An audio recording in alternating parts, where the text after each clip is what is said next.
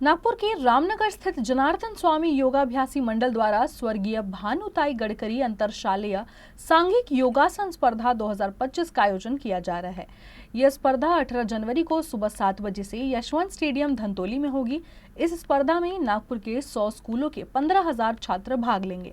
इसमें मुख्य अतिथि के तौर पर केंद्रीय मंत्री नितिन गडकरी उपस्थित रहेंगे।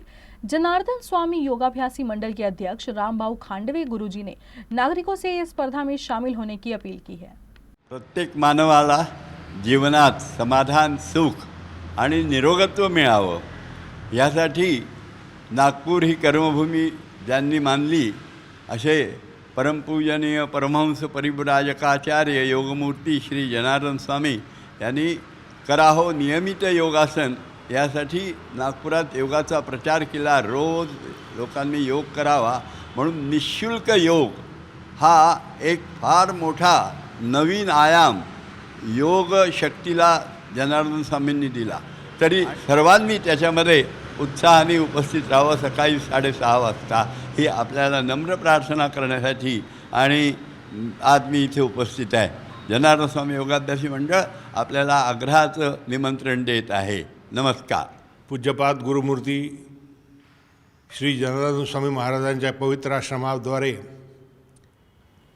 अखंड गेली 74 वर्ष झालीत निःशुल्क योग प्रचाराचं कार्य होत आहे आणि प्रत्येकाच्या जीवनात समाधान, सुख आणि निरोगत्व मिळवून द्यायचं आणि त्यासाठी कार्यकर्त्यांनी, शिक्षकांनी निःशुल्क कार्य अविरत करत राहायचं यासाठी हा प्रयास आहे।